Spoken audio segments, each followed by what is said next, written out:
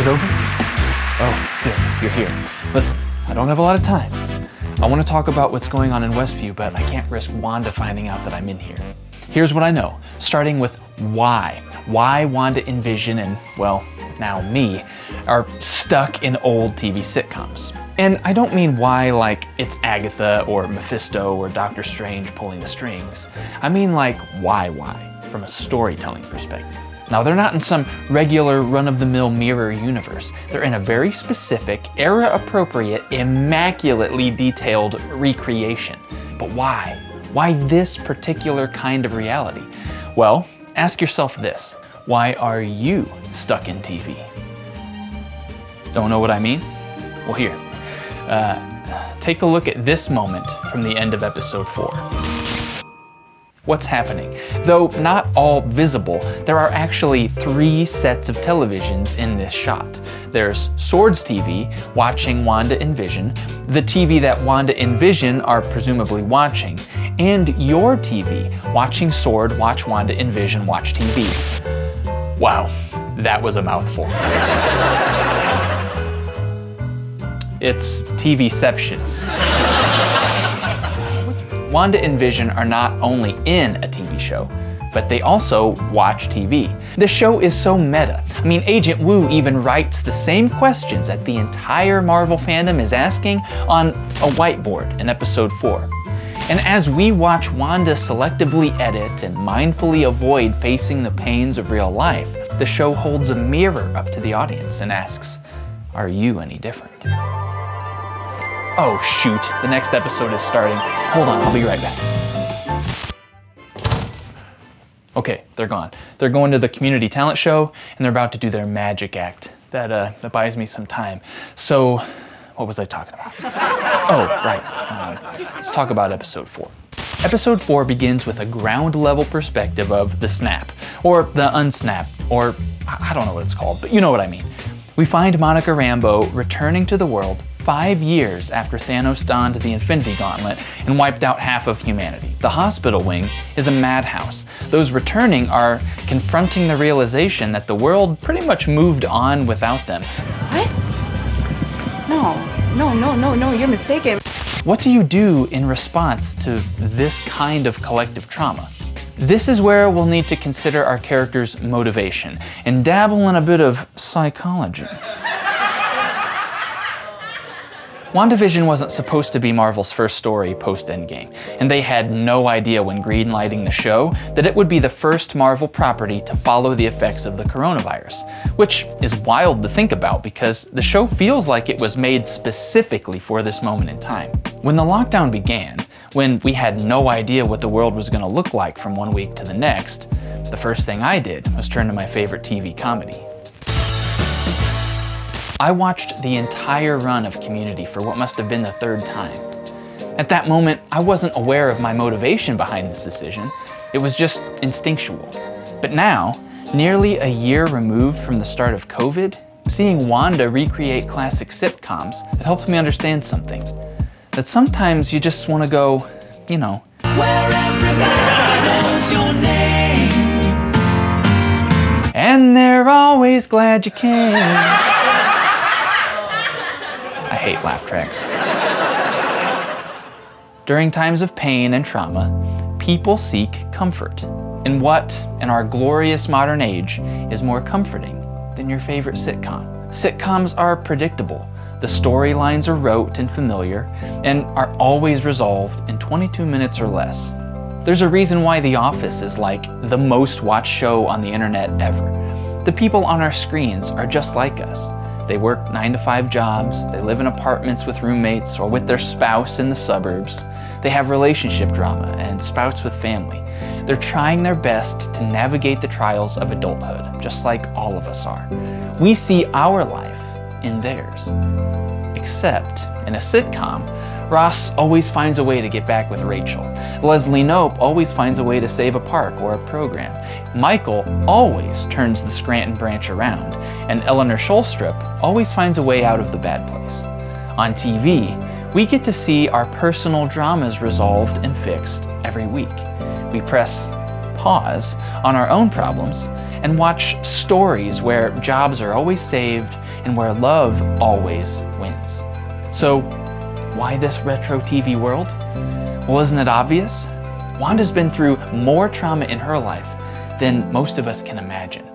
Her parents were killed. She was experimented on. She was manipulated by Ultron. Then her twin brother died in front of her. And if that all wasn't enough, she watched as the love of her life was brutally murdered in cold blood. Well, Vision doesn't really have blood, but you get what I'm saying. Every person she has ever loved has been killed in front of her. I'd say she deserves a little comfort, wouldn't you? I don't know what I was so worried about. Crap. Hold on. It wasn't so hard to fit in after all. And all we had to do was be ourselves. Well, with a few modifications. It's really happened. If it's that damn tree again, Brooks! Seemingly based on House of M, an 8-issue comic book run written by Brian Michael Bendis, where Scarlet Witch recreates the fabric of reality to bring back her lost twins. WandaVision is telling a similar story of grief.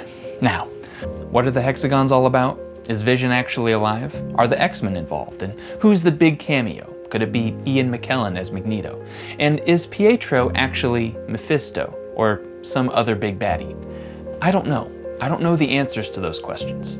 But ultimately, I don't actually think it matters. The internet has just been consumed with theories, people talking about Agatha and her role. They're speculating about Mephisto and Doctor Doom, Magneto, Doctor Strange, and the Skrulls. But I don't think the story needs a big bad pulling the strings. I actually think it's a much more emotionally resonant story without one.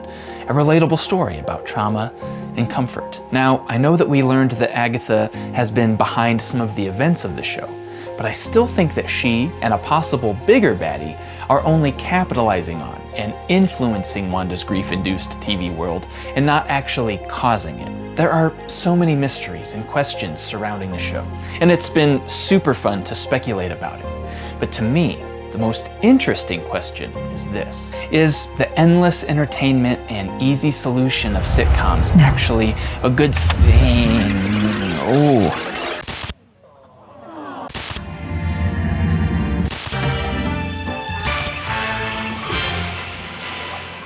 Okay, good, I've got some time now. Let's say that Wanda had some sort of panic attack or mental breakdown, and her powers subconsciously branched out and manifested this perfect world as some kind of superpowered emotional defense mechanism. She's running from trauma and turning to a world of comfort that now the bad guys are taking advantage of. So, is endless comfort a good thing? For all the classic comedy tropes, the nostalgic joy within WandaVision, I believe the show is actually rather haunting. It might be using the sets of classic sitcoms, but underneath the comedy veil, WandaVision is really telling a horror story. I mean, what's scarier than being unable to distinguish between entertainment and reality? It's like this classic Twilight Zone episode, where a gangster dies and finds himself in a world of unlimited pleasure that he assumes is heaven. Heaven? Whatever gave you the idea you were in heaven, Mr. Valentine?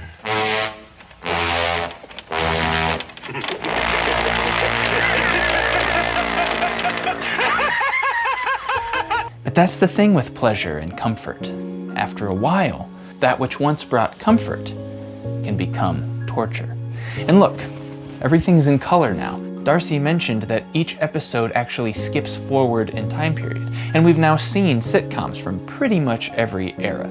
It's been super fun to watch, but each time period has gotten heavier and darker, because each time period gets us closer and closer to the present, and brings with it more and more ability to showcase the negative side of life. This is no longer the 50s hunky-dory, everything's fine. Each decade gets less wacky, but more real. It seems like things are going to collide when the show catches up to present-day TV. Ultimately, Wanda's problem is our problem. That everything in our lives ends up getting filtered through entertainment and pleasure. And if we're not careful, our comforts from reality can slowly become our reality. In this sense, WandaVision is a very timely show. It's saying, take your mind off how crazy this moment in time is. Turn on Disney Plus, escape into the world of Marvel, and let it comfort you. Just gotta be careful that you don't let it, well, consume you. End scene. Okay, video's done. I'm ready to come out now, guys. Hello? Said video's done. Ready to come out now. Hello? Guys? Hello? It's done. This is not funny. Hold on, does one of these work? Guys? Hello? Hello? Get me out.